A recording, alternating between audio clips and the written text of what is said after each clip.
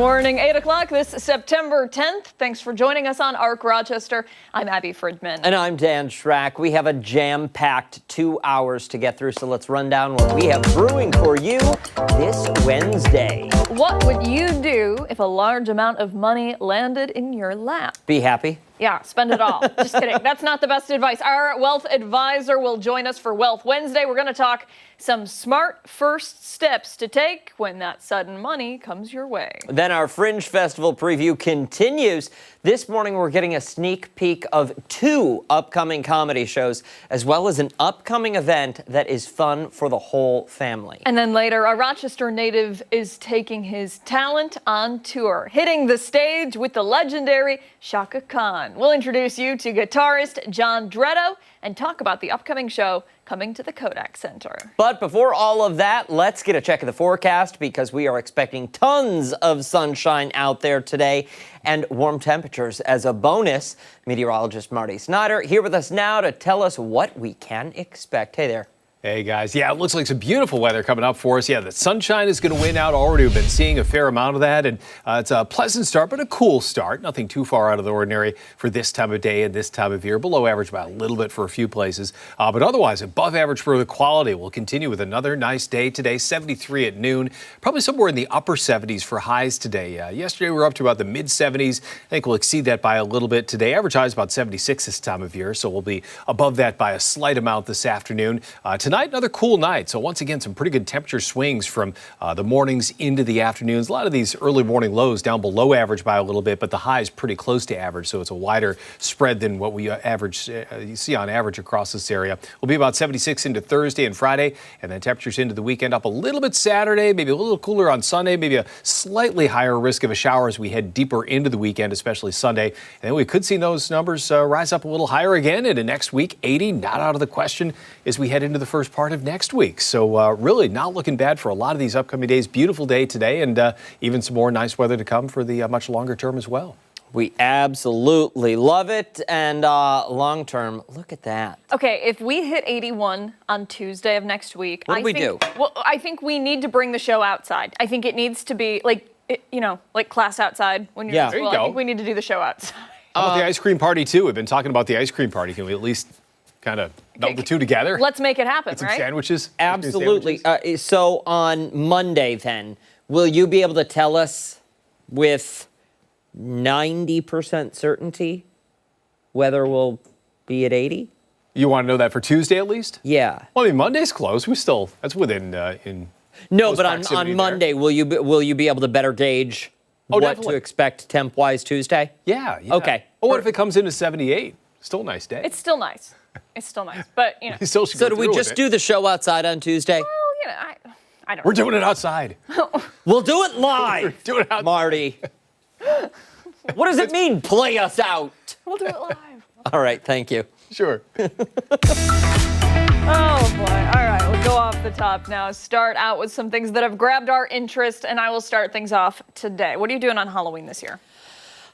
I like to celebrate privately. Well, so do I. But if you happen to find yourself in Rhode Island with a pocket full of cash and a love of all things weird and spooky, then listen up.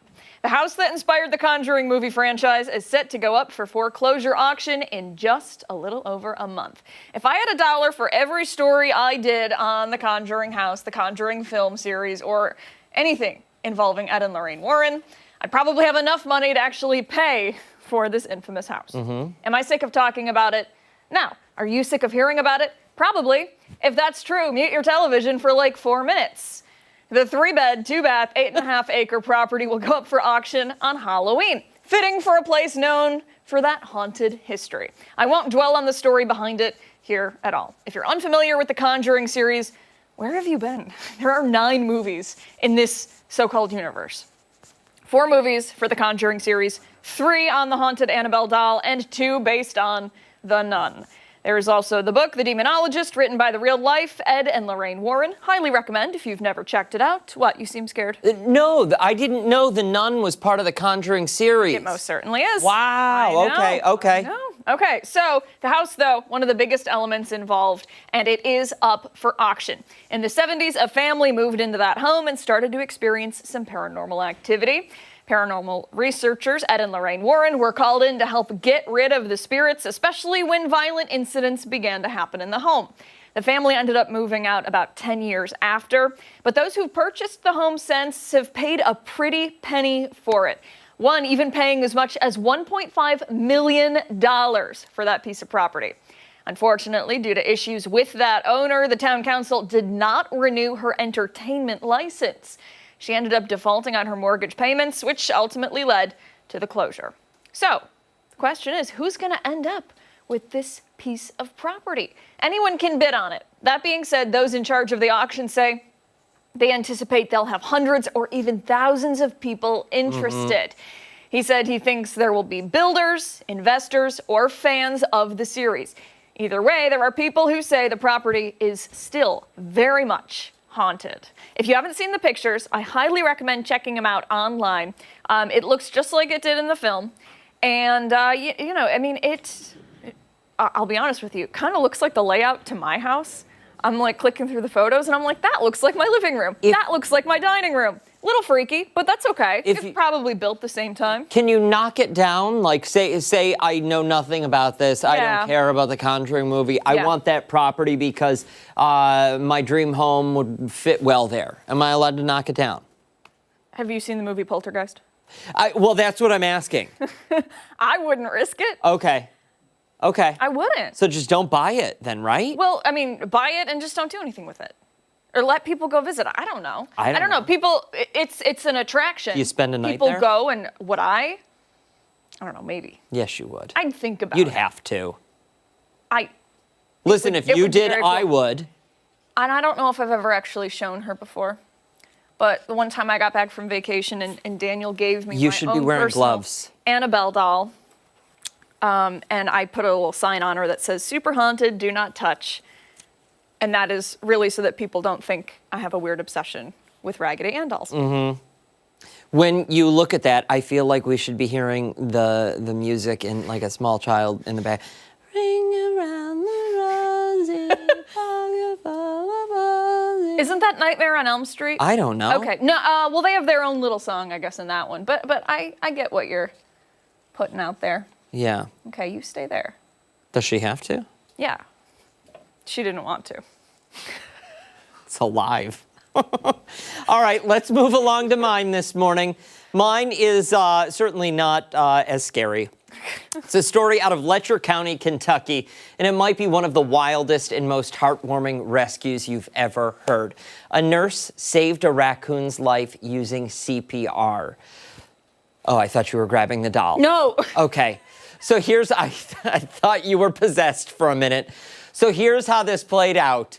Misty Combs has been a nurse for more than 20 years. She actually works at the Letcher County Health Department, which, as luck would have it, is right next door to a moonshine distillery. So last week, I know, right? That's where they spend their afternoons. Last week, she and her coworkers heard a commotion coming from a dumpster outside. Turns out the distillery had tossed out fermented peaches, and a family of raccoons thought they'd found an all-you-could-eat buffet. Instead, it turned into a frat party gone wrong. 2 baby raccoons wound up stuck inside, one of them drunk and face down at the bottom of that bin. Combs says she grabbed a shovel to scoop them out, and while the one first staggered off, running to its mom, the second one, we do have the video! The second one wasn't breathing. Her coworkers thought this little guy was just a goner, but Misty said, nope. Not on my watch. She picked that raccoon up by the tail, laid it out, started CPR on it, chest compressions, back slaps, the whole 9 yards. And just like that, the little guy came back. Now, Misty says she was admittedly terrified that he might come back swinging because we know they've got talons. Yep. Fish and Wildlife eventually stepped in. They took the raccoon to a vet, pumped him full of fluids, sobered him up a little bit. Got him a cup of coffee. Yes, said, sir, you're underage. Where are your parents? We need to take you home. We're going to ticket your mom and dad. The health department staff nicknamed him Otis Campbell after the lovable town drunk from Andy Griffith's show. In the end, Misty got the honor of releasing Otis back into the wild, hungover, but hopefully a little wiser. You know, stay away from the booze, you're still young. The story reminded me of the time I tried to save a little mouse who drowned in a dog bowl. It was around 2007. It didn't end well. I was living in New York, and while I was sitting on the couch with my dog, Regis, that was the dog's name, I heard something in the kitchen. I got up to investigate, and I found a baby mouse in the water bowl. Once I pulled him out, and I attempted chest compressions with my index finger here. Sadly, he didn't make it. I know I sound like a lunatic, but look, this little guy, he needed a chance, and I felt like I needed to give it to him. Absolutely. And you know what? Didn't work. You're very kind to animals. And you know, the people know that you're vegan. But the one time we were leaving work and there was a little baby bird. Oh, yeah. That was in the bush. And we think maybe he fell from his nest and couldn't find his family. And you were very kind and you went and got him a little bit of help. And, and it all worked out in the end, I think. I checked the next day, he wasn't in there. Wasn't there? He wasn't there. Good. So maybe Mom came to get him, or... I will say, though, those I'm peaches, hoping Mom came to get him and nothing else did. those peaches. They I've had them. They're good. they sound good. They're great. They sound good. But you can't really be, like, eating them. You No. know? It's really more like a slice in the drink type deal. Yeah. Yeah. I mean, what do they call? They call them trash pandas? Raccoons. They're Listen, so cute. baby raccoons, I don't know what it is about them, but raccoons have like reverse swan syndrome. So you know the story of the ugly duckling? Yeah. Turns into a beautiful swan. I feel like raccoons, it's reverse. They start out very cute, and they don't end very friendly looking. The babies, though, when they're babies, they look cuddly. See, I love raccoons. I think look that they're very just cuddly. they're like kind of regal a little bit when they're older, and like a party kind of way. Like, you know that they like to have fun, but like they can be elegant. Well, you remember that story? I think we did it right here on this show. The story of the raccoon that maybe had to have its stomach pumped or something because it ate too much chocolate cake. Yes. Yeah. Ate it off of somebody's back porch. Yep. That's my kind of animal. I'm with you. All right, we got to go. Stick around. A lot more to come here on ARC Rochester this morning, including when we come back. We're checking in with Chris Lopez, who is making some furry friends today. Yeah, don't forget, take us on the go wherever you are. We're streaming live on the 13 Wham YouTube channel and foxrochester.com. We're back after this.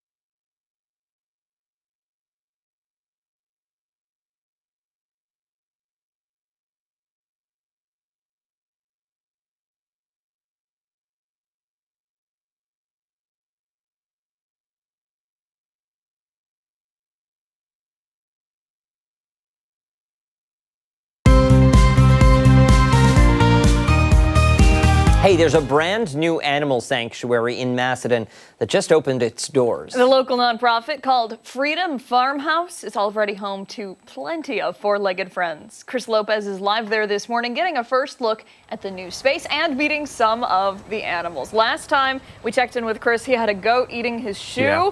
Nice. I'm excited to see who he has with him this time. Hey, what's up, guys? Yeah, we have Molly and we have Sammy. Sammy is the white donkey. Molly is, what would you guys say, brownish donkey? I'm here with Dylan and Emily, co-founders here at Freedom Farmhouse. You'd say brown, would you say? Okay, Let's say brown. I want to start off with Sammy, though. Sammy has an absolutely fantastic story that got a lot of traction on social media. Can either of you tell that somewhat as beautifully as it was told on social media? Absolutely. Hopefully I can do it justice. Yeah. So we rescued Sammy here with his brother Petey a few years ago. They were our first donkeys that we rescued. And they had lived with each other their entire lives. And unfortunately, his brother Petey passed away a few years ago suddenly. And it was the first time that Sammy had ever been alone. He had never been apart from his brother. And something with donkeys is they bond very, very strongly with their pair, their mate. And it can be detrimental to their health to not have that bonded pair anymore. So we knew that we had to find him a companion and we had to do it quickly. So we went on the search to rescue another donkey, and that's how we found Molly here, who needed to be rehomed.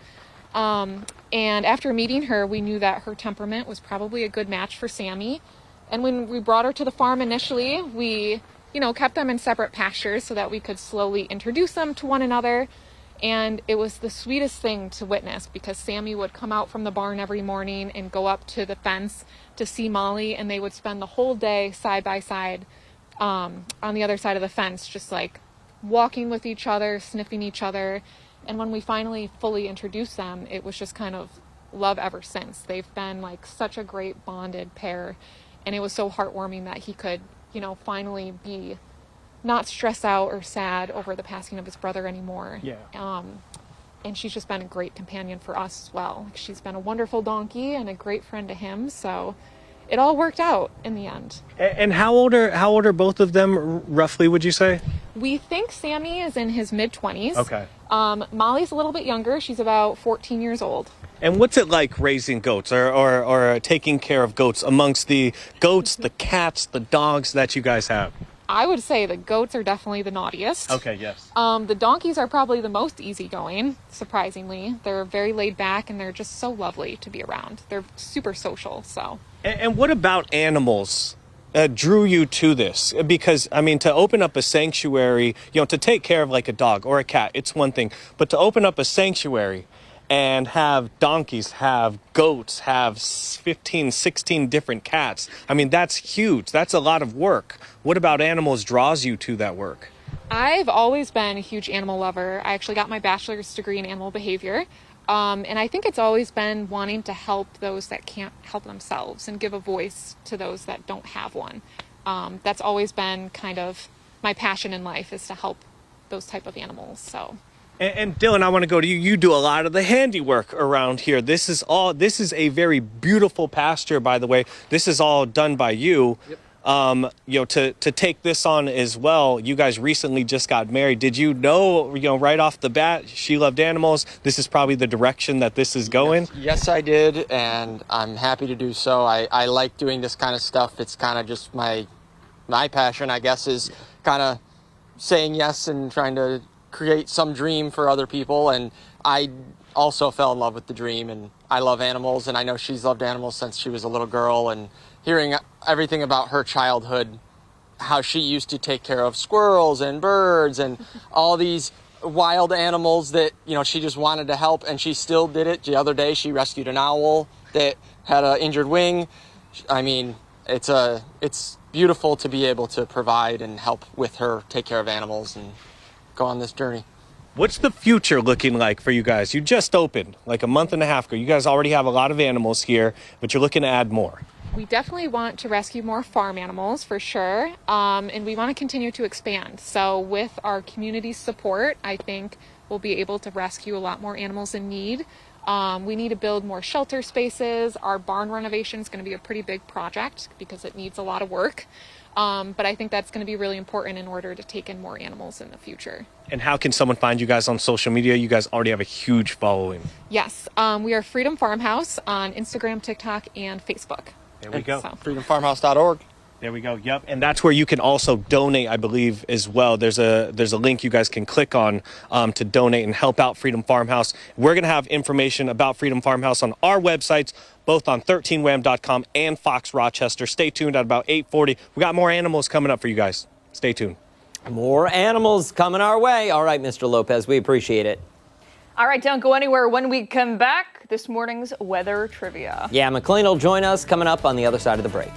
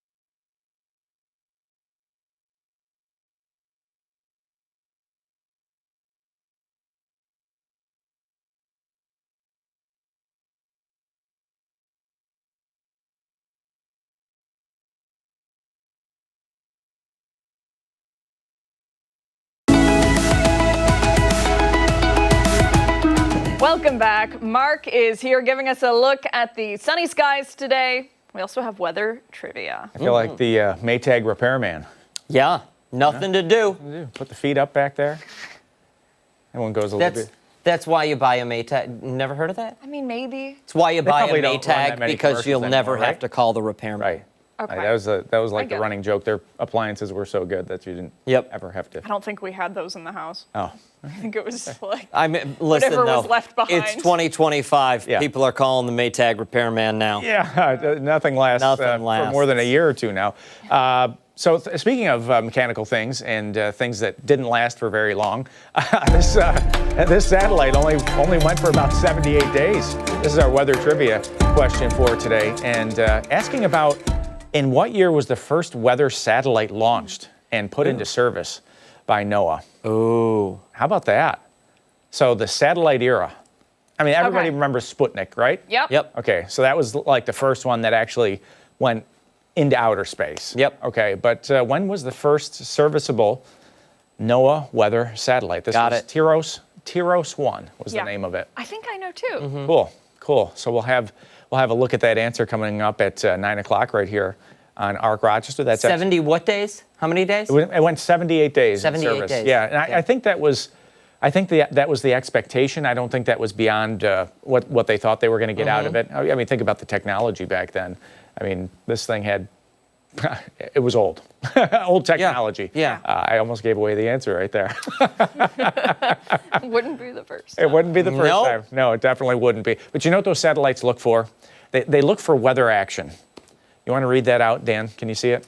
No development expected this week. Tropical cyclone activity is not expected during the next 7 days. So you know how unusual that is at the peak of hurricane season? This is literally the peak of hurricane season, like the last few days. Okay. So there is one out in the Pacific. Kiko is a tropical storm that's northwest now of Hawaii, but nothing out in the Atlantic. Okay, Yeah. Mark, what does this mean? What? Like, I feel like, okay, we've had nothing, or we're not going to have anything. Right. And then we're going to be slammed by ice and snow this winter. So is it like a, you know? I think Sometimes- the end is near. Sometimes you get that sixth sense, you know, and like the energy just starts building, and there's no energy being used up in the Atlantic. We're not getting any distinct weather systems in the Northeast, Great Lakes. You know, maybe the energy's building for something, right? I don't know. What do you think? Not today, though. Yeah, Not today. no, Enjoy this. listen. Come on. Not at all this winter. I'm sorry. All right, I just was asking. No, it's good. It's a good question. 53 southwest at 5. The dew point is in the 40s, so you don't even notice atmospheric moisture content when it's in that range. And, you know, every single day this month has been cooler than normal. Now, yesterday afternoon was phenomenal, right? Yeah. I mean, mid-70s, it felt great. But it's been the overnight low temperatures that have been in the 40s that have dragged this number down. So that is actually statistically significant when you're more than 5 degrees either direction. You know, in this case, we're below normal for climatology. So we keep track of that kind of thing. But the seasonable warmth is going to continue the next few days. 78 today, 76 for both Thursday and Friday against the average of 76. So kind of right in line. And just a few clouds passing through for right now. Not a big deal. There's nothing coming out of those clouds thanks to high pressure to our south. And that high pressure is going to stick around for the next few days, going to get us right through the work week. That system off the East Coast is going to go up towards Halifax. That one back to the west just kind of falls apart. And another huge ridge of Canadian high pressure. Look to the north. You see another big blue H up there in Canada. That's going to settle in for next week. So it's really starting to look pretty nice heading into next week as well. But 73 at lunchtime, 77 at 4 o'clock. It's going to be a warm afternoon for us. Lots of bright moonlight again tonight. We'll drop into the upper 40s with a mainly clear sky. And the 7-day forecast, you know, we've got a chance for 80. We just had Marty in, and we're talking about, you know, next Tuesday. And, you know, we could be back there, right? Maybe the ice cream party, right? That would be great. Yeah, listen. What, like a food truck? We like have to just figure out something. Ooh. You know? Yeah, I like, you know what? It's a Tuesday. yeah. Taco Tuesday. Out in the parking lot. That'd be fantastic. Taco Tequila Tuesday. Whoa, hey. Just Tequila Tuesday. Just That's tequila. it. Just shots in the wall. Just Tequila Tuesday. Can the body run on just that? Yes. Can I'm can. proof. It can. I'm just kidding. Listen, It's tea, I swear. It doesn't read well. It doesn't read news well after 2 shots. Or it could be superhuman Sounds like strength. You've had like 3. I know. Mine is not tea. You never know what you're going to get on this show. You really don't. It's kind of fun. You really don't. Yeah. Yeah. Every Of course it day is different. What did the one person? He said it to one of you. News of the weird. Yes. Yeah. To yes. me. Yeah. Yes. Yeah. My friend Wayne from the gym. He's probably watching right now. Morning, Thanks, Wayne. Yeah. Morning. Yeah. News of the weird. It's We fun. appreciate it. Yep. Yep. All right. Well, you can Cheers. you can go. Don't you go anywhere. We've got a lot more to come here on Arc Rochester. We're back after this. Bye, Mark.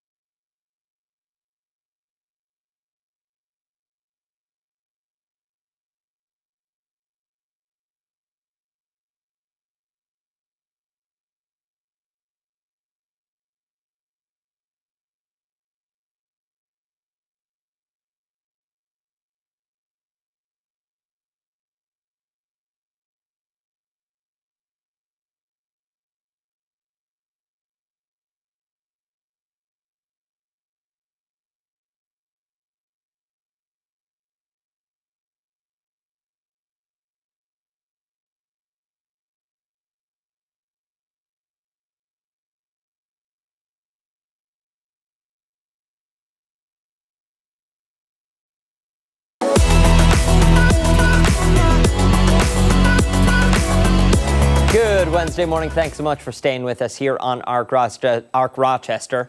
It's those shots of tequila. There's been a lot of buzz around the lottery recently, especially after the Powerball jackpot soared to more than $1 billion. Dan spent all of it on booze. Oh, we just got to get right into this. Okay, so people are asking, what do you do when you come into a large sum of money? So, of course, we have our wealth advisor, wealth expert, Jarrett Felton, with us today to talk about it. And, that was, wow, phenomenal, first of all. The bottle down. Second of all, I think when people come into larger sums of money in whatever way, shape, or form, Sure. their first instinct is to be like, yes, I'm going to spend just a little bit of it. Yep. And then it might grow and grow and grow, and then it's all gone. Yeah, absolutely. And, I have my top, probably 20 things that people should do, but I'll keep it short for the sake of this segment and everybody's time. My first thought is just to stay quiet and be still. I think as humans, we are just naturally wired to just do something. So I think just being still and staying quiet is probably the best way to go. You brought up Powerball. That's only one example. If we make it more relatable to everybody, we think about maybe bonuses at work. We think about maybe selling a business. We talk about divorce settlements or divorce proceeds. We've dealt with people this year that have had medical malpractice lawsuits and had those types of windfalls. So, there's different ways to look at windfall and what that means to different people. I just think when you get a very large sum of money, and that's subjective, whatever that means for you, what are some of the things you should do? So number one, stay quiet. Don't say a thing, be still. And if it's the lottery, like the Powerball, I'd say change your phone number. Yeah, right. Yeah. Just change your phone number because people are going to be coming out the woodwork asking for a favor or a loan. I don't doubt it. That's the first thing. Listen, I really like that advice. Reason being, it's scientifically proven that when there is a large factor of your life that changes suddenly, that's when they tell you, the psychologists say, don't make any rash decisions right now. You need to sit with this for a bit and be comfortable and acclimate to this. Yeah, and I think it's in that stillness that we may find clarity. So I'm no physician. Maybe you have your doctorate as experts. Okay, just checking. I think just being still, right? And that's where maybe clarity may come. Now, for those that have maybe had a rough road, in their life up to this point when this event takes place, or this life-changing event, that's when we need to move on, to the next step, or step two, which is try and assemble your team. Assemble your financial team. You're going to need an investment advisor. Preferably, I lean more towards a fiduciary. The next part, I would talk about maybe finding an attorney, but more specifically, someone that understands maybe tax law, someone that understands, wills, trust, estate planning, things of that nature. You're going to need, an insurance broker to help probably with an umbrella policy in case somebody slips and falls accidentally on your property now that you have all this money and they try and sue you.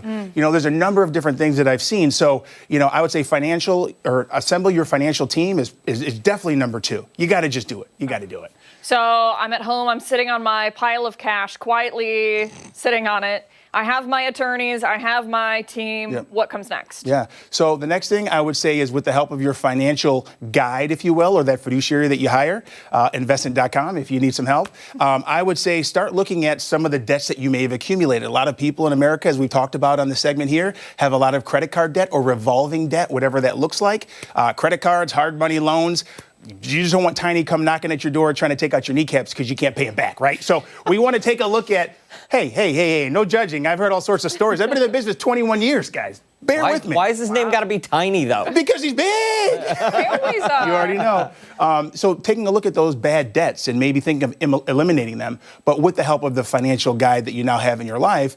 And then the next part of it, which is probably as equally up there as assembling your financial team, they can help you decipher what's taxable to you in this windfall and what's not. Is it taxable as ordinary income, which could be very unfavorable, as opposed to what is a capital gain if it is long term? So without going into all the details, just understanding the tax nature of this windfall that you're getting, bonus at work, maybe of equity in a company, that's really going to be helpful because what you make in life or what you receive in this windfall is great, but what you get to keep is probably most important. It's not what we make, it's what we get to keep. So I think understanding the tax implications is going to be crucial. Jarrett, say this is a bonus, and you work hard for your money, and you deserve this bonus. Is there anything wrong with saying I would like to take X amount of dollars and just do whatever the heck I want with it? The rest of it can go somewhere, and we'll pretend like it doesn't exist. But I deserve something for this work I've put in. Yeah, absolutely. And I think it's going to boil down to where you are right now in your life financially, number one. Number two, I'm a big believer in delayed gratification, not instant gratification. Okay. Now, is there a theory that, if you take some and save the rest for the future you, that's a good way to go? Sure, if that's how you move. But everybody just reacts and lives a little bit differently. If you need to make sure the rent's paid, pay for that. The mortgage is behind a month or two, make sure you get caught up. If you have terrible debts that are interest rates are 15, 20, 30% or higher, maybe we want to look to eliminate those, or we look at the revolving debt lines and talk about the snowball or avalanche method for getting rid of credit card debts or revolving credits. So I think it's all going to be subjective and situational to the person. But I don't see anything wrong with treating yourself a little bit. But just don't let these treating yourself over and over and over again take place, because those little bits and little bits are going to add up to a lot of bit. And if it's a real life-changing event, and it's like, Powerball is what you led with, but if now we're talking about a bonus, those are big, those are totally different things. I think if it's the bonus, sure, that makes sense. Maybe you want to adjust your retirement plan contribution on your 401k or 403b. Increase that sucker. So maybe now you can try and max that out for the year. So now that's pre-tax, reduces your W-2 at the end of the year, less in taxes theoretically. And now whatever you get left over, you've paid yourself for the future. You got a little in your hand, you're good to go. If we're talking about Powerball, that's where you need to bring your team in. What is a lot or what is a little when it comes to maybe doing a little something for yourself? I just want to buy myself and my parents 2 mansions for about $20 million, and I'll just save the other $85 million. I guess it's all relevant and it's all subjective. I see you don't have a problem with that. No. Right? No? Okay. All right. No. So I think it's all subjective. That's a fantastic question, because that's usually the first thing that people ask, almost as if I am the authority and I'm the one that's like making them do something. It's their money.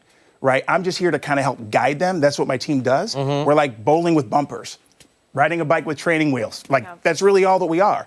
But we do it They're gold training wheels, but they're training wheels all the same. They are shiny gold, polished every day. Absolutely. Fair enough. Yeah. Jarrett, hit them with the website one more time if people want to learn more. Sure. If you do have a windfall, if you have come into money and need some guidance, reach out. Where do they go? Yeah, investment.com, invessent.com. We're at 585-510-7060. Give us a call. Check out our website. Come on down. Excellent. We need a cut of it. Yeah, well, if For the referral and the introduction? Yep. Okay. Exactly. Oh, boy. Don't forget to mention Abby and Dan sent you. Code word. Yeah. Code word. Yes. Thank you, Jarrett. Thank you all. Much more to get to this morning on ARC Rochester. When we come back, we're going to check in with Chris Lopez once again, learning more about Freedom Farmhouse Animal Sanctuary. And don't forget, you can take us on the go wherever you are. ARC Rochester streaming live right now on the 13 Wham YouTube channel and foxrochester.com. Stick around. We're back after this.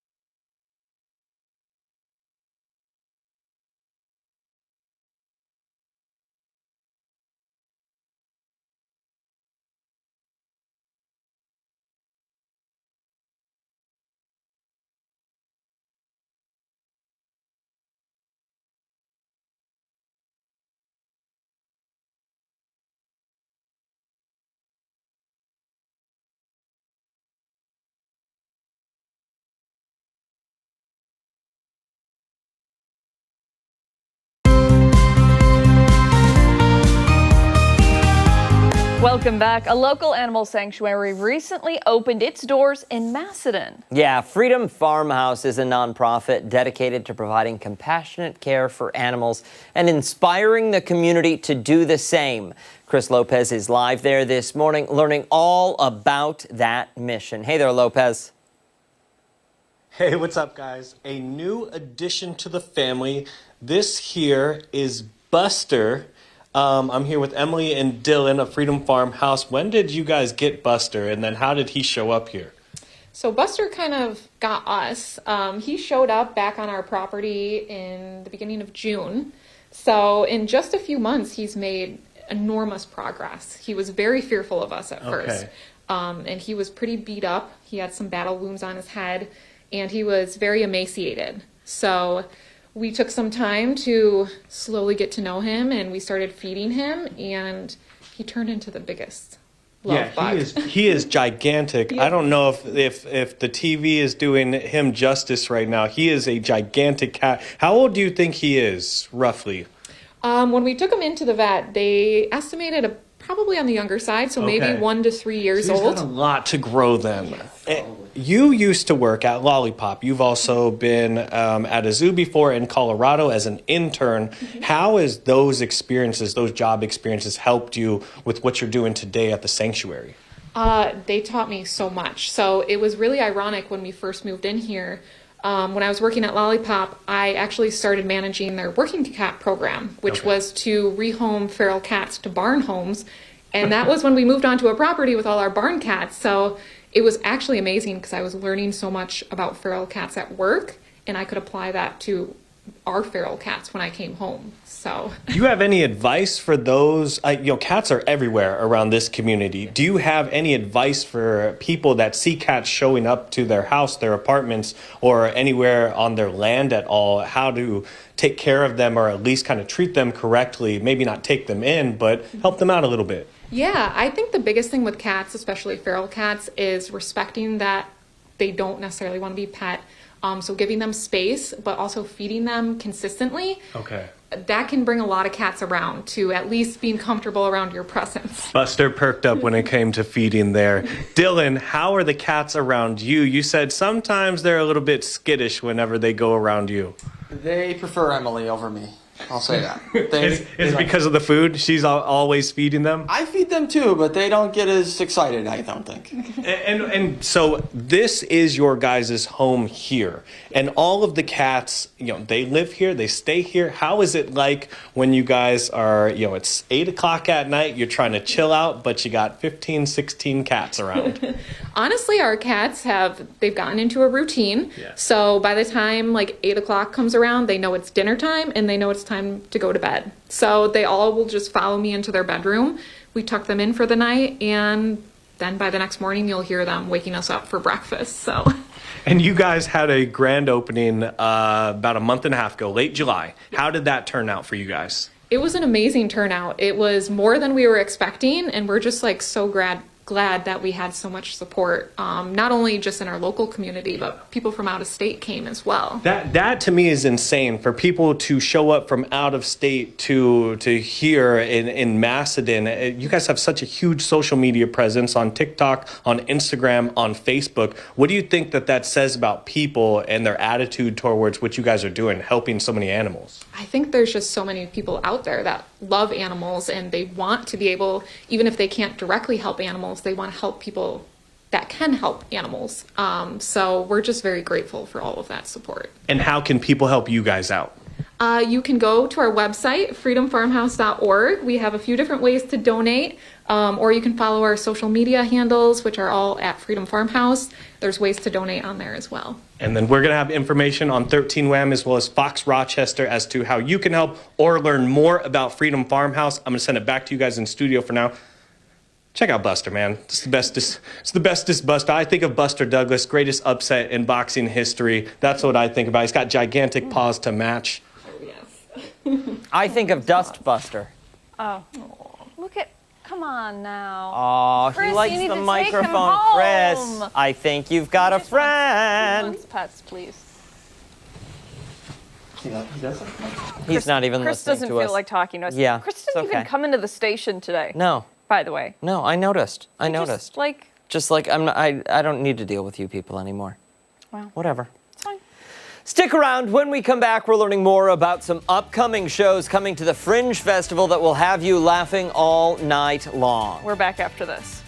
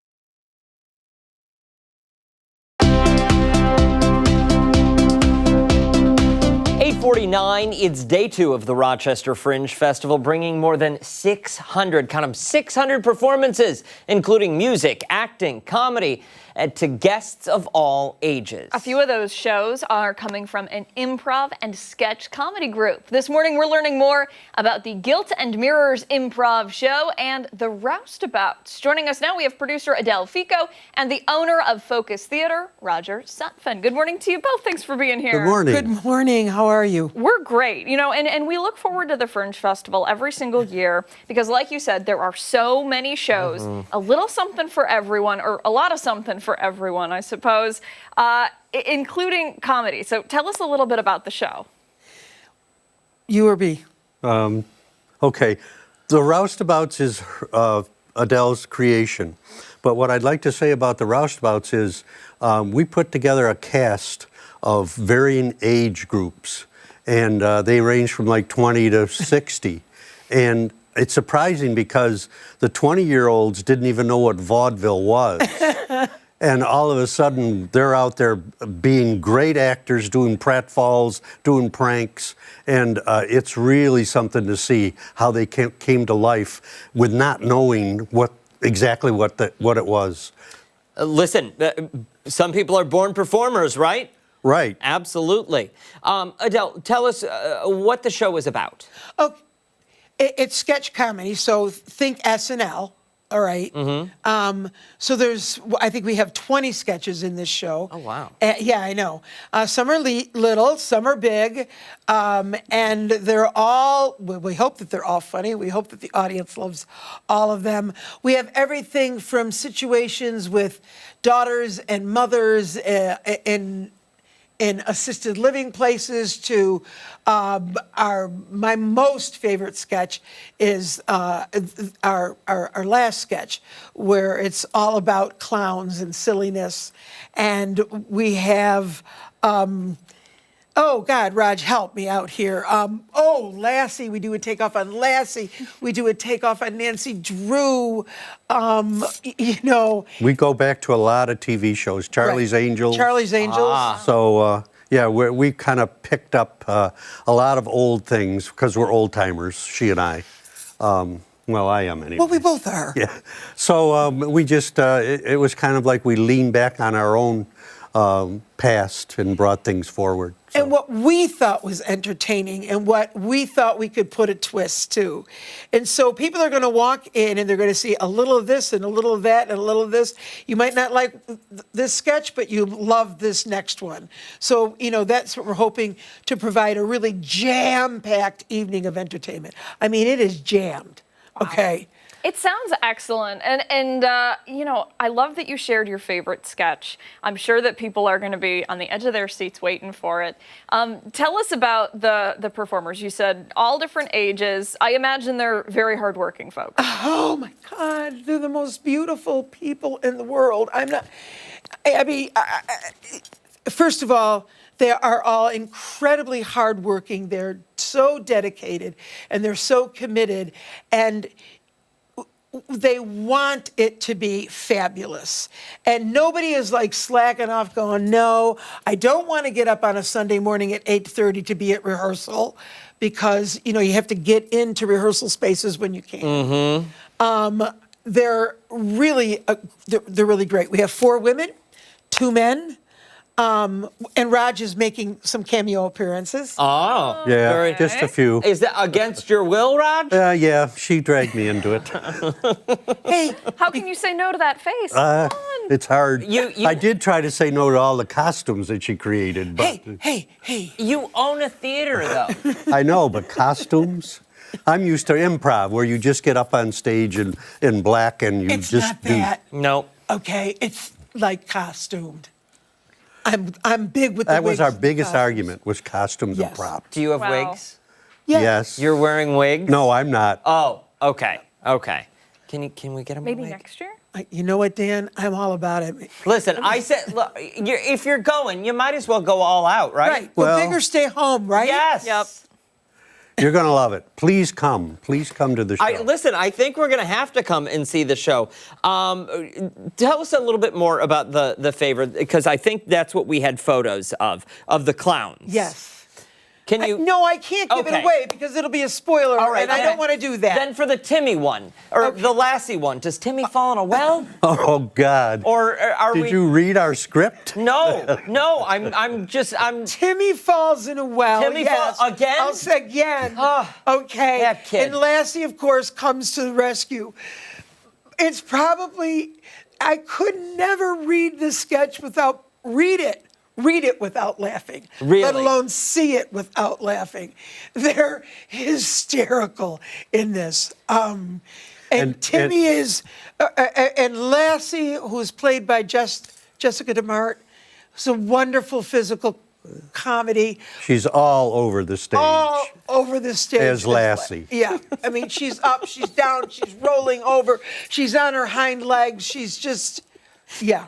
Well, ladies and gentlemen, that is how you sell show tickets right there. If that hasn't convinced you, I don't know what will. The actors on her hind legs. That right there, that sells it. One more time, for somebody sitting at home, they want to come to Focus Theater and see this performance. When, where, do they need tickets in advance? What, get them at the door? Okay, you can get tickets at the door. You can get them in advance. We highly recommend that you get them in advance. It makes life easier for everybody at the box office. Our shows are next Tuesday and Wednesday, the 16th and 17th of September. If you go to rochesterfringe.com and search Focus Theater, you'll find everything that we're doing, and it's included in that. Bring a leash, get Lassie under control. Thank you both so much for coming in. We really appreciate it. And Thank don't you. forget Guilt and Mirrors. Don't Yes. forget Guilt and Mirror. Of course. Absolutely. Thank Thank you again. Much more to get to this morning on Arc Rochester. Stick around. We're back after this.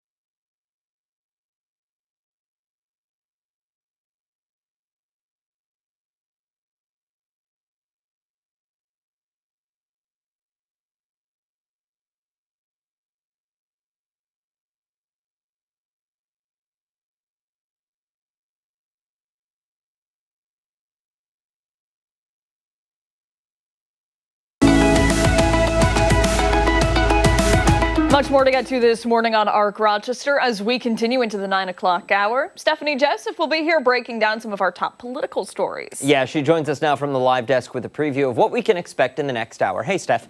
Hey there, guys. In today's Political Pulse, more details on a tense encounter between protesters after an immigration and customs enforcement operation in Rochester. It appears the tires on a Border Patrol vehicle were deflated in the process.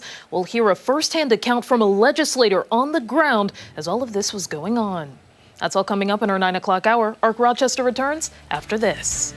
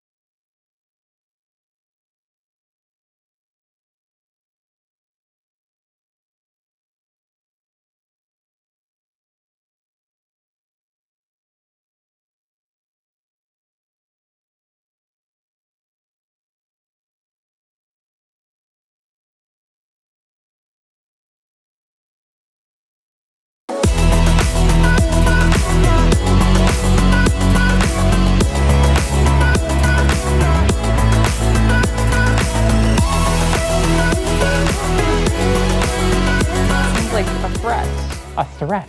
That's just kind of. Am I threatened? Where are we today? Winds in the east. Well, it's unusual. Sending things back. In the wintertime, it's more common.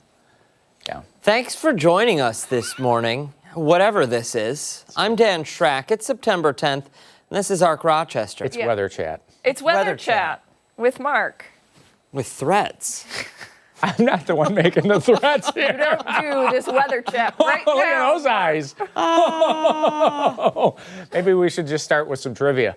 We How about should. that? Okay. I'm on board. Let's talk about things that can watch the weather, okay, from far away where it's much more safe, apparently. Let's take a look. This is the question. When was the first weather satellite launched into space and put into service by NOAA? And the choices were 1945, 1953, 1960, or 1965. And we've got lots of, Debbie has B, Adam, Julie, Cheryl, Yvonne, Eva all said C, and everyone else said C. Wow, Frank, look Lisa, at Pamela, that. Mary. We got a ton of right answers. Yeah, We did. yeah. I mean, when it was, Sputnik was 50, 50.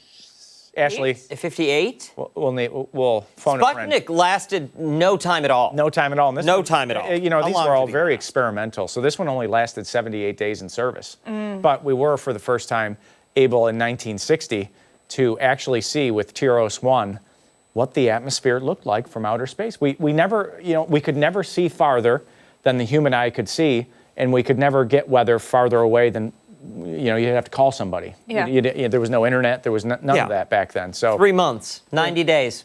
90 Burned up. days. Yeah, and this one is actually 57. still in orbit around planet Earth. Really? This one is still up there, flying around. They call them space junk right now, flying around the planet. But you know, maybe someday somebody will have a mission, put this thing in a museum, you know, go recover it, or Yeah. you know, It's not still powered. no, correct? no, it's out of service. And So at what point is it going to lose its orbit? yeah, that's a good question. You know, it'll deplane at some point. Absolutely. I think it's about 400 miles out above. So it's at a So he's point got a where while. there's a very small amount of drag on the outside of Yeah. the spacecraft, but it's still it's going pretty fast. So Yeah. I don't think we'll have to worry. We're not going to have to turn our pillow to the cold side on that. Like one. 17,000 miles an hour or something. They're moving. I hate space. I really Yeah? do. I don't get it. I so think it's freaky. Oh, no. It's different, right? Fascinating. The spatial concepts, right? It just Our pup today, by the way, needs a little space here too. Let's see. Oh my Come on. goodness. Come on. Look Emma at us. I Rose. feel like we're on the cushion for the patio furniture, Yep. soaking in the sun. You're not getting this cushion back, He Mom. says, don't bother me, please. This is Emma Rose. Yeah. She Emma says, Rose. don't bother me, please. Yep. Look at that. Beagle, I think. For sure. Right. For sure. And Emma Rose is going to have dry paws just about as far as we can see. I'll leave it dry for Sunday on here, but there is a small chance of an isolated shower. I just don't see it being something that's going to soak the ground and create the mud. And it's still parched around here. We haven't had any official rain in at least 4 days, and just a smidge on Saturday. So we could really use a good drink out there, as they say. The sneeze cast, that would help here too. Dr. Hartel's office has the ragweed count at high, and that's one thing that the rain does. It's nature's little scrubber, and it cleans the atmosphere of anything that might be out there. The temps got in the 40s again this morning. You probably noticed that. Probably not to a point where you were turning on the heat, but maybe, you know, with the upper 40s in Rochester, low 40s in Rush, and it's just a pretty sky. You know, the moon is up in the west sky right now, and the sun is up in the east sky. You can still see both very plainly. It's just a nice start out there. 57, a southwest breeze at 7. There goes those little bit of clouds up over Lake Ontario off to our northeast, and that system off to the southeast is being blocked by large high pressure, so we're not going to have to worry about it. Maybe one more time for the pool cast. 1 or 2 more times. I don't know. A lot of folks, you know, you walk around the neighborhoods, you see a lot of the covers are still off. Upper 70s this afternoon. You know, maybe it's heated. I don't know. Upper 40s tonight. It's going to be a cool night. We'll see those temps drop back quite a bit under a mainly clear sky, light northeast breeze. And the 7-day forecast is going to try to get us back to the 80s again next week. So this nice little stretch of weather continues into next week. But we've been talking about the drought too.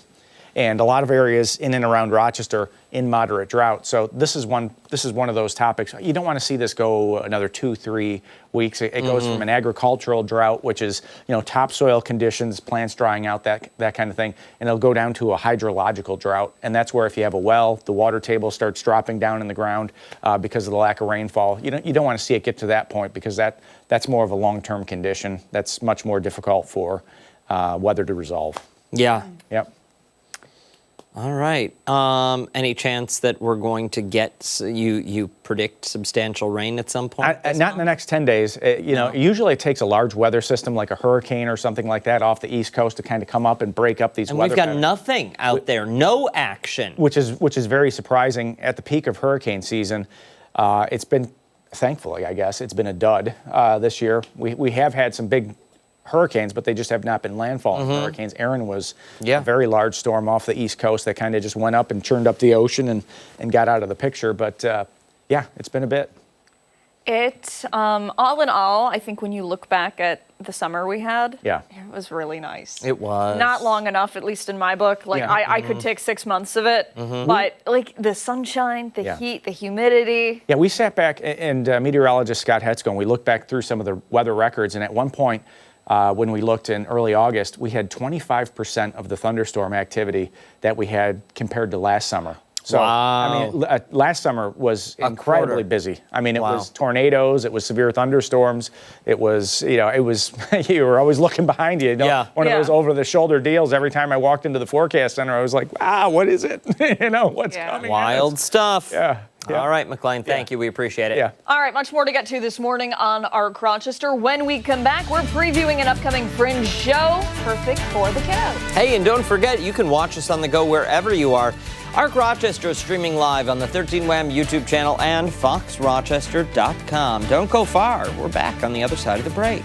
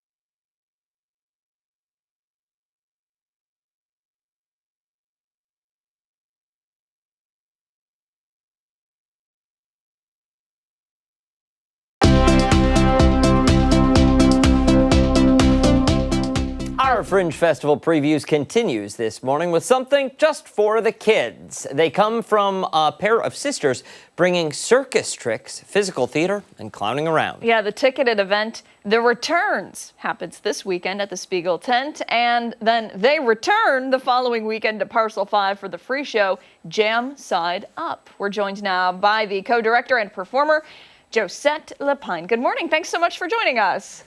Good morning. It's a pleasure. So tell us a little bit about the show.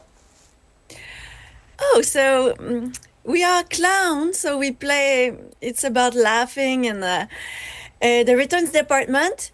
It's we have a conveyor, and we play with bad quality objects. So we have fun to see what happened, all the accidents that can happen with bad quality objects, and the inventiveness of we invent factory defects, and we play together. It's about how the two sisters connect and find a space of freedom with the bad objects and a space of creativity. What kind of objects are we talking, and what's wrong with them? Oh, there are more than 200 objects in the show. So it's a lot of them passing on the conveyor belt. We like to play with everyday objects, like really normal objects. It changed the perspective we have on them. Like in the show Jam Side Up, we have a tennis racket and we use it to cut a potato into French fries. Ah, perfect. Okay, I thought, you know what? I've never thought of using one No. for that, but I'd give it a shot.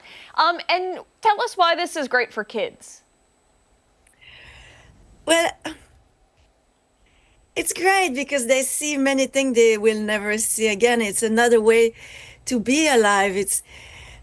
they laugh a lot. And I think kids have a stressful life. We have this idea that kids have a funny, easy life, but it can be stressful and they need to laugh. And for them to see the adult having problem, like this big fish here is gonna deflate, you know? And to see adults in those situations, it's so healing and it makes them laugh so much. And after, they can project, all their life, they can project themselves into adults who continue to play. And it's very good for resilience and for live. Well, you know, they say play is the work of children. Because it's such an educational experience for a child. Oh, yes, it is. It is a logical and also emotional experience. Very much so. So what do you see kids taking away from the theater when they go and they watch this? What do they walk away knowing?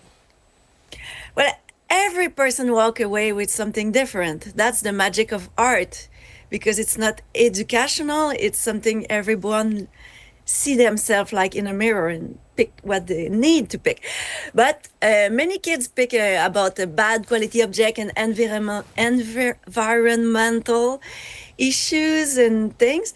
But most of the kid it's about, wow, I have laughed so much. It's possible to be that happy all together.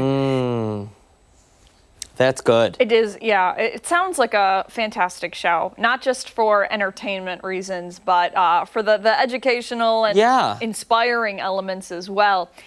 For somebody who's interested in going, is there a difference between that show and the other show? Is it Jam Side Up? Yes, it's the same style. The first one is more theatrical. It's more small element, and Jam Side Up is more about street theater, inspired by street theater, and it will be outside, so it will be more interactive with the people, the second one. So for that one, kids can actually be a part of the production. They're not just watching the show, they are part of the performance. Yes, we always make it interactive so they can live the intimate and the fun with us, yeah. That's fantastic. And we're watching some of the stunts performed on the screen, and I mean, some of it is just like, I don't know what that was, but like the backflips where you're holding on to each other upside down, that takes incredible skill, no? It's not that hard because we are two. It's about being twin sister, and you can do those things together. Okay. I would say it's hard, but okay if you think it's easy. You know, there's like That's the twin fair. thing, right? Yes. It's like, you know, I don't know, I'm not a twin, but I feel like there's like a deeper connection. There's a connection than just there. Typical sibling. Sure. At least that's what I think. Gosh, thanks so much for joining us today. We appreciate it. For somebody interested in going to the shows, tell us when and where. Okay, I don't have it in hand now, but I highly suggest you go see for the Fringe Rochester Festival. This weekend is the return department in a Spiegel tent, and next weekend it's different locations, so make sure you check on the website, I guess. Yeah, Terrific. I think parcel 5 for that second location. Yes, and rochesterfringe.com is where you want to go. Thank you so much for your time this morning. We really appreciate it. May I ask, where are you right now? I am in New York City. I'm so excited. Oh, very nice. The Big Apple. Well, have a bite while you're there, and then hurry here because we want to see the show. Okay, thank you very much. Thank you. Take care. All right, don't go anywhere. Arc Rochester returns. Stephannie Joseph will be breaking down some of our top political headlines. Yeah, your political pulse coming up next.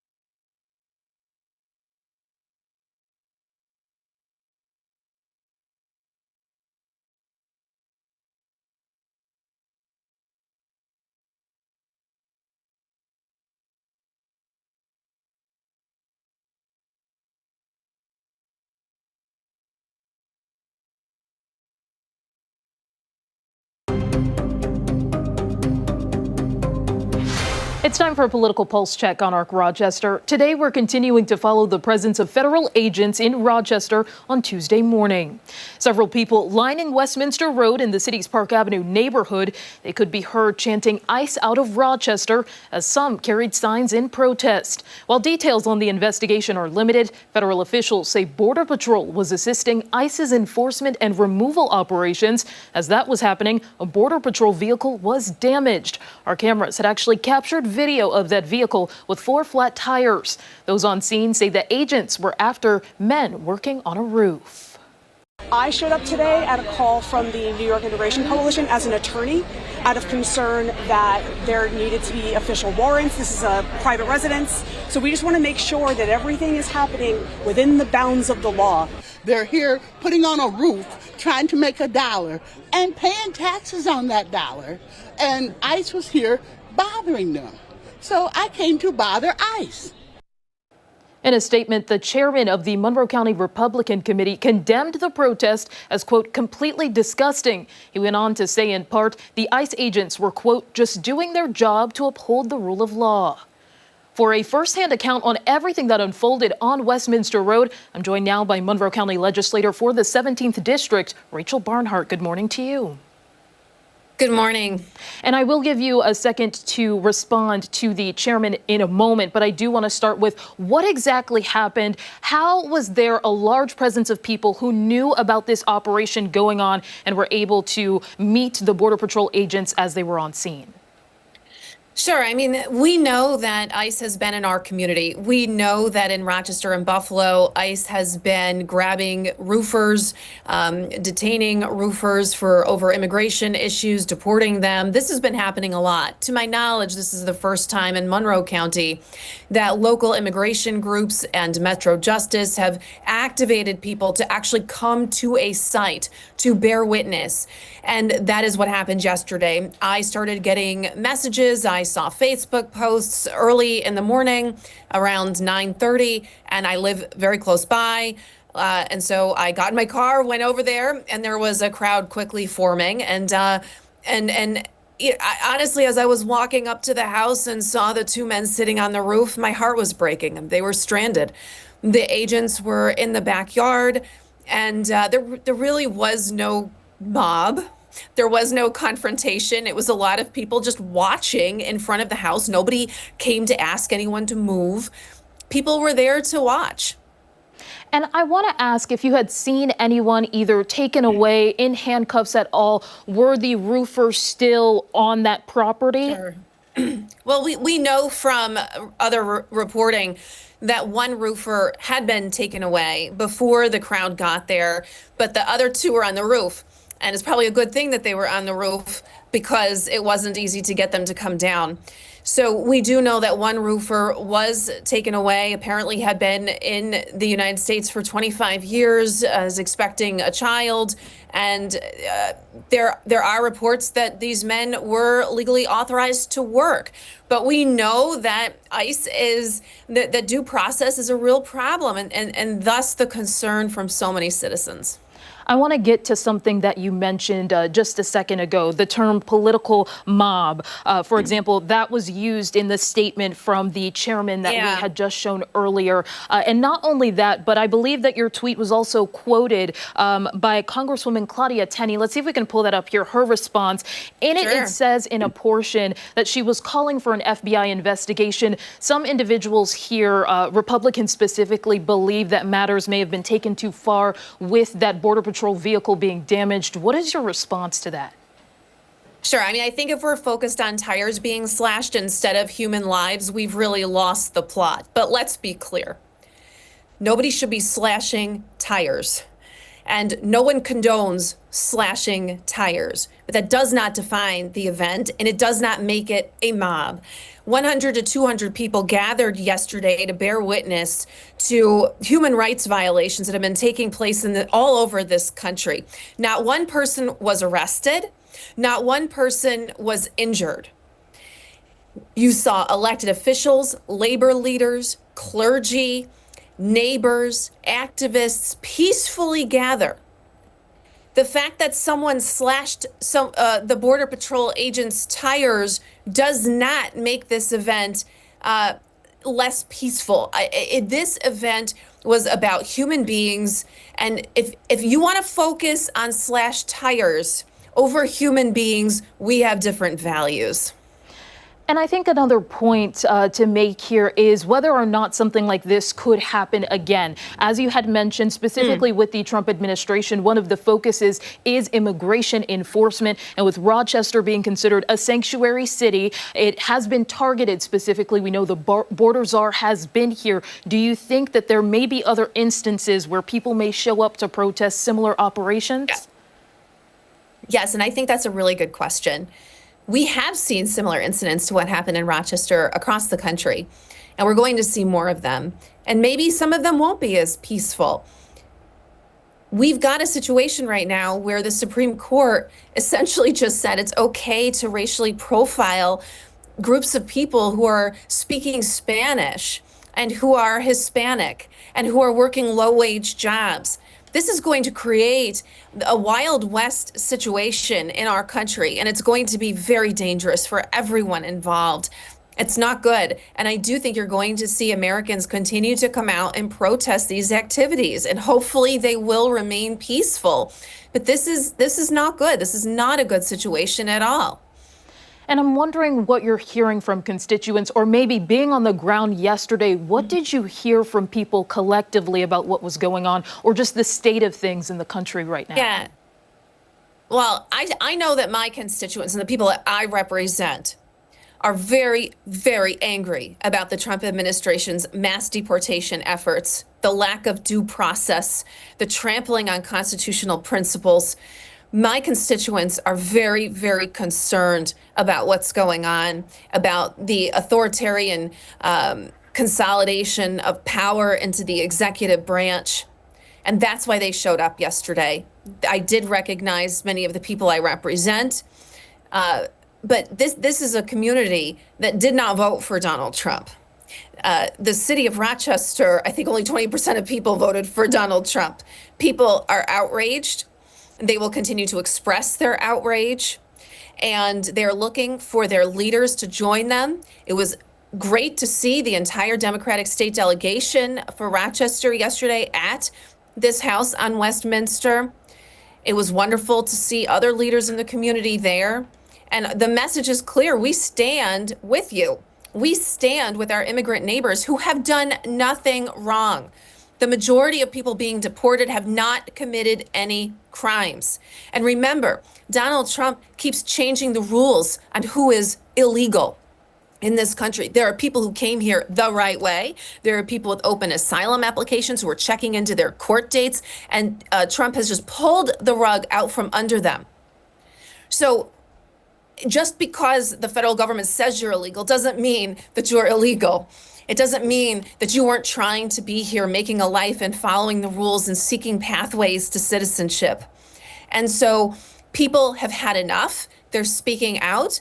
And I would not be surprised if you saw similar activations. Now, I have not been in touch with the people who organized yesterday's protest, but I imagine they will be debriefing. They will be examining what worked, what did not work. I know that they were very frustrated with members of the crowd who, were shouting curse words and the slashing of the tires. But they were very pleased that people showed up and showed solidarity. And I do think it played a role in ICE leaving the scene. But look, ICE wasn't bullied. This Western New York Migrant Farm Workers Coalition, excuse me if I got the name wrong, but that group was amazing. They had attorneys and experts on the scene talking to the ICE agents, negotiating with them. Any suggestion that there was a mob bullying agents to get them to leave is not true. What you saw in the video was agents who already decided to leave and people jeering them as they left, which we're allowed to do in America. All right, Rachel. Well, that is all that we have time for today. Thank you so much for taking some time out of your day to join us this morning. Much appreciated. Have a great day. And you too. Be sure to stay with ARC Rochester for your top political headlines. We're back after this.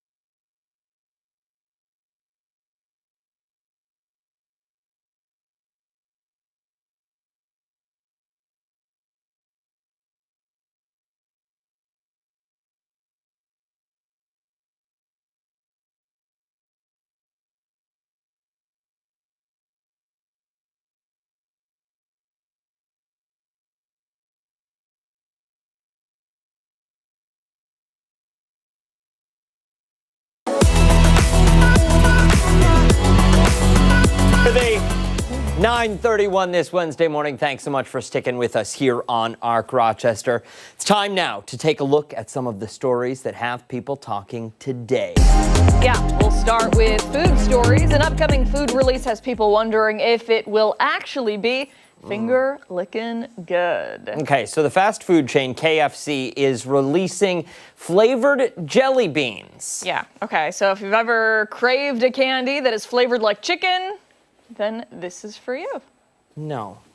Wait, isn't this... We have the toothpaste. It's the same company. It's KFC. Yeah. We tried their toothpaste and it tasted like dog food. I was worried where you were going with that.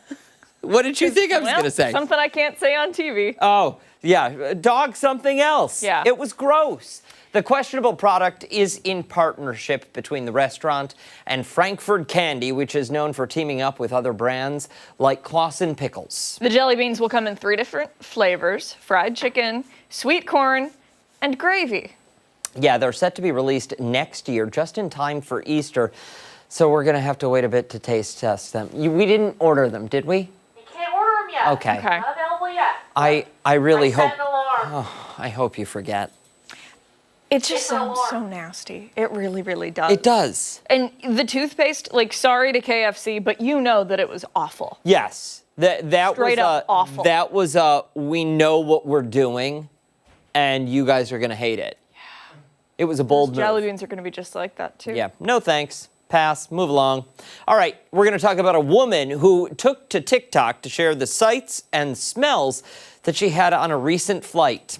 Don't want to know. The creator shared a story time along with a picture of what the person sitting next to her brought on the plane to eat. The photo showed 7 hard-boiled eggs, 2 corn on the cobs, and an entire boiled potato. She said there was a pungent smell for the entire 2-hour flight. I wonder why. Yeah.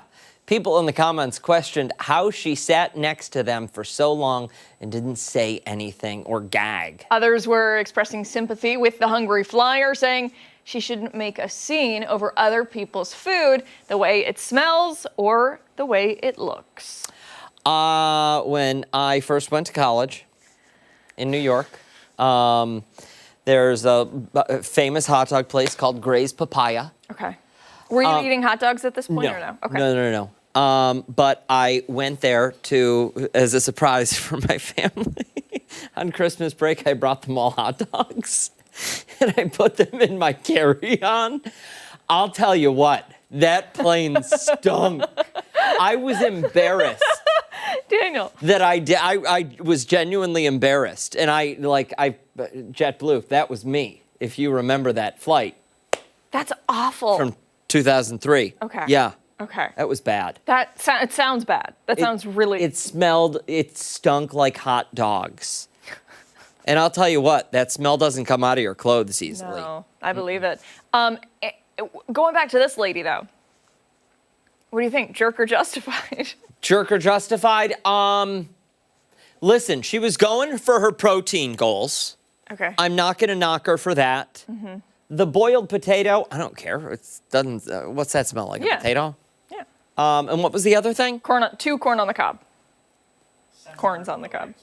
7 boiled eggs. 7 hard-boiled eggs. Yeah. So that's a lot of hard-boiled eggs. I feel like maybe we're overdoing it on the protein. Okay. No, I think some fiber needs to be incorporated into that. If we're going to be doing that with protein. Maybe she should have done an egg salad sandwich. Or it's a 2-hour flight. Wait till you're like at the terminal. Yeah. Like, don't eat it on the plane. Eat when you get home. Or that. Like, just hang on for a little bit longer. They give you snacks for the most part. Mm-hmm. I think, at least in my opinion, it could wait.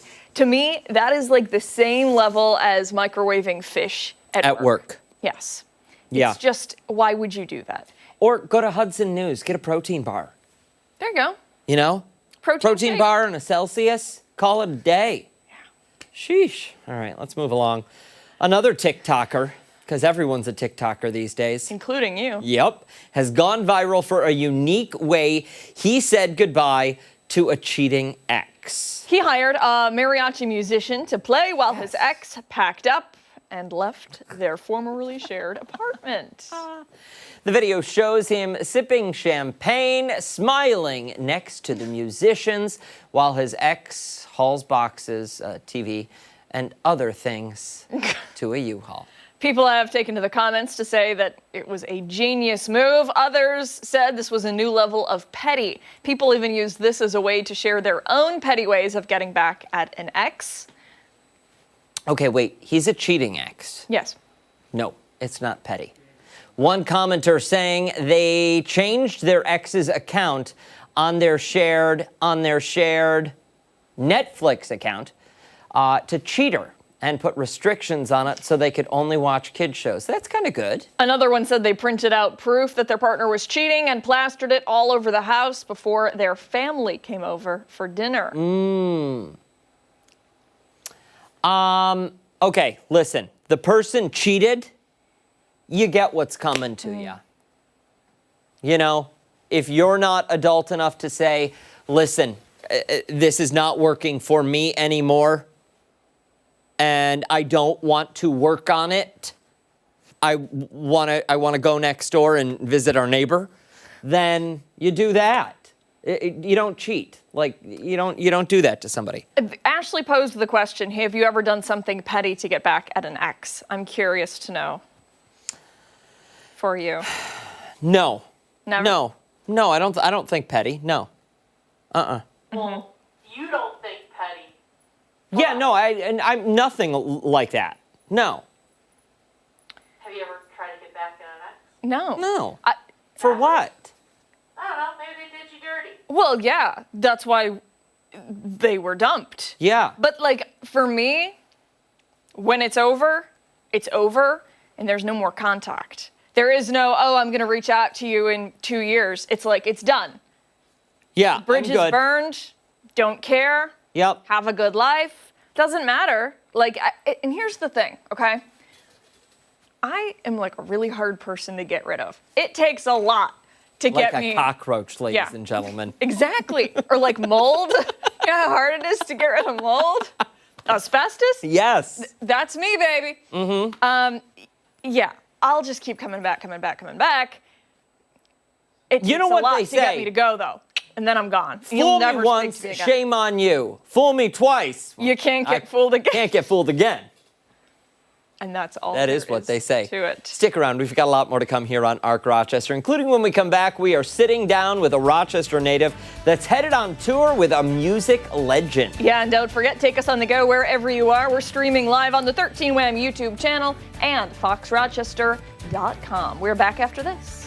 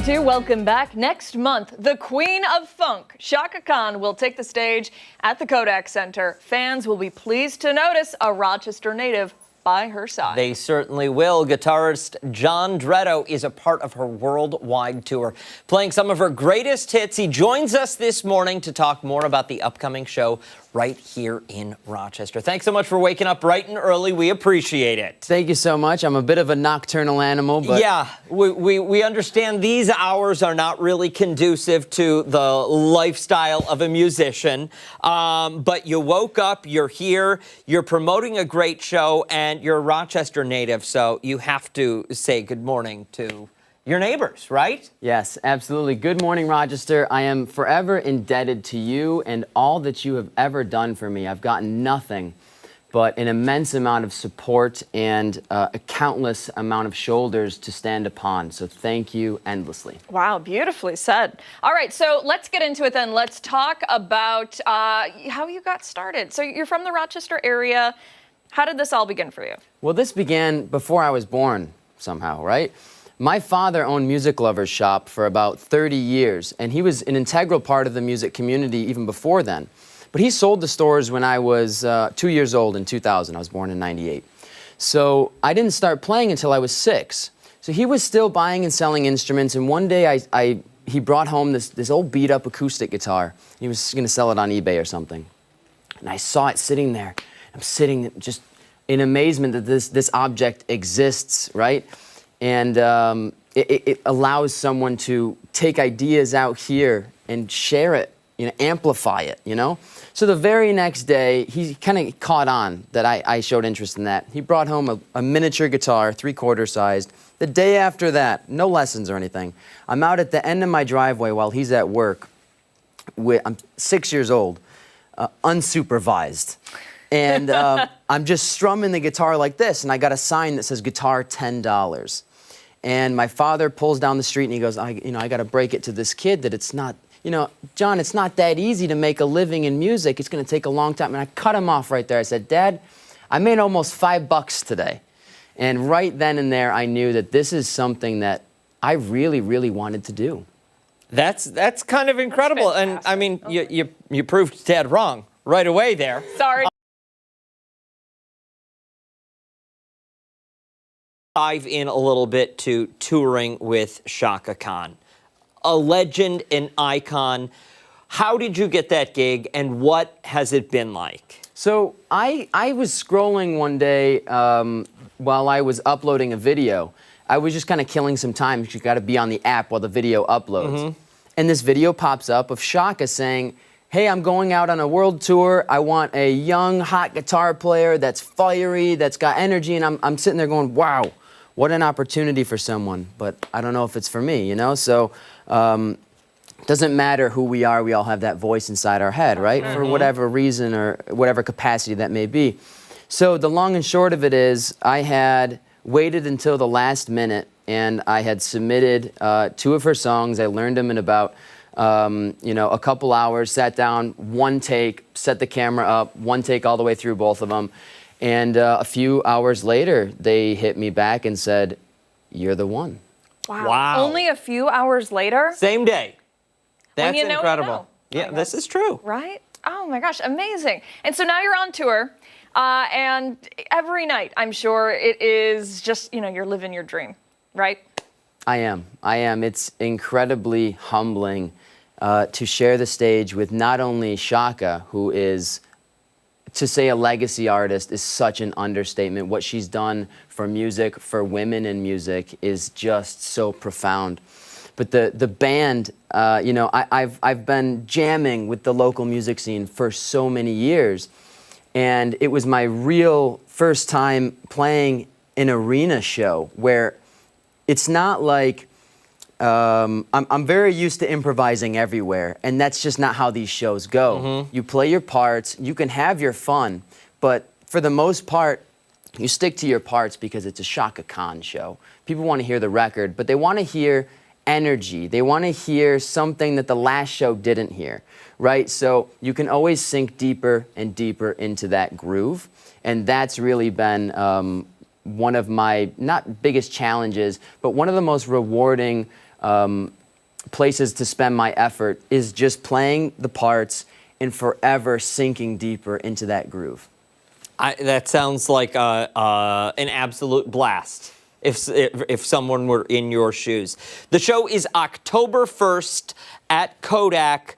Jon Dretto playing guitar for Chaka Khan. You're not going to want to miss it. That's when it's here locally. Yes. You can go, anywhere else on the tour to see it, but we will post all of that information for you on our website, foxrochester.com. All right, don't go anywhere, because when we come back, we're getting a very special performance from Jon live in our studio. Stick around. We're back on the other side of the break.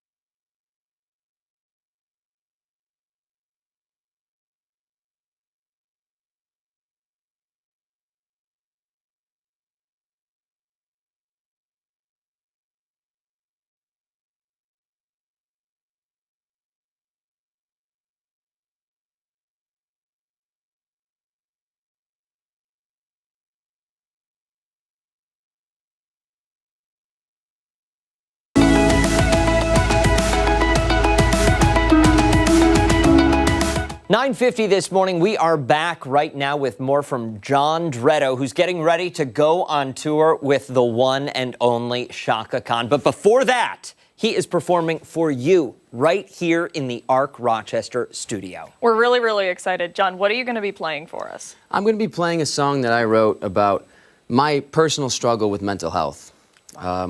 I wrote this song with the help of some very close friends, some Rochester natives as well, Johnny Cummings and Jared DeBell. And this song has quite a gravity for me, and I think it's relatable for anyone, because we all go through a point in our lives where we become self-aware. We start to realize people are paying attention to us. We start paying attention to ourselves. And we start asking, we start reflecting on our external and internal environment. That's fantastic. We're excited to hear it. For tour and ticketing information, foxrochester.com is the place to go. Ladies and gentlemen, Jon Dretto.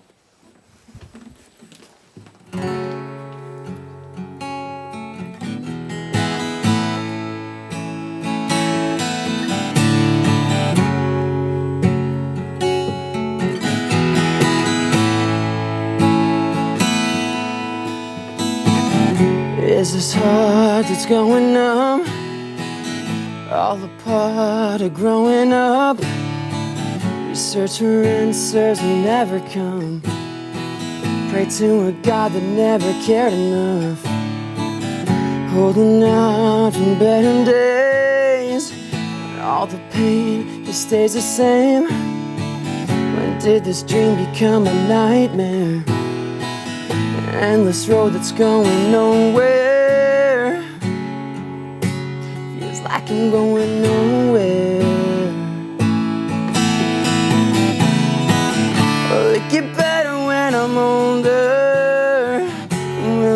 ever stop the world from caving in? Sleepless nights are getting colder. So sick of feeling like a stranger in my skin. I'm still waiting for the light after the darkness, losing hope for a new life to begin. Maybe fairy tales are anything but honest, and happiness is just a broken promise.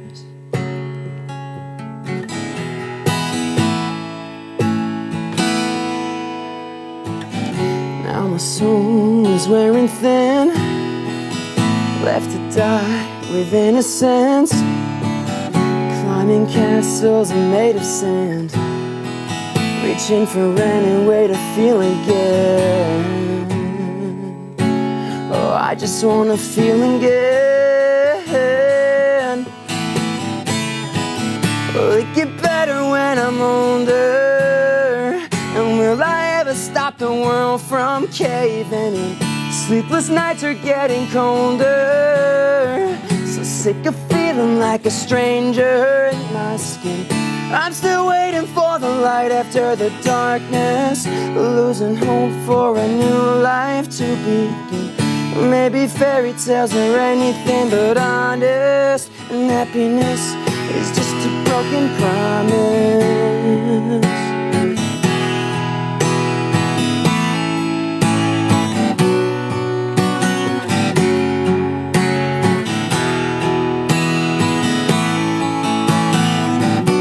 When I was young, I didn't think that I could feel so alone.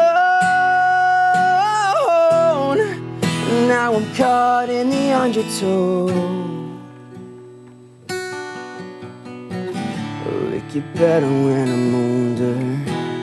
And will I ever stop the world from caving? Sleepless nights are getting colder. So sick of feeling like a stranger in my skin.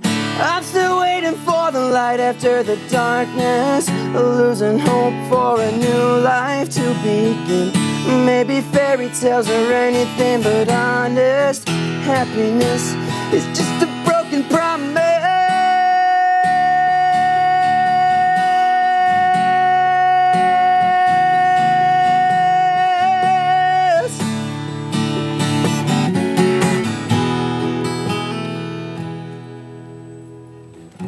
Here's his heart that's going numb, all a part of growing up.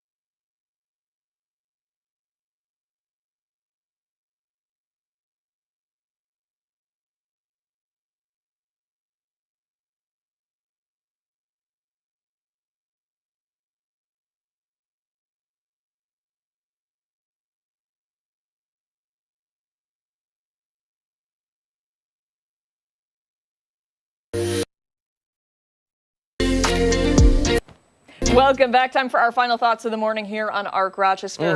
Really, really great day today. I think this is obviously one of the big highlights.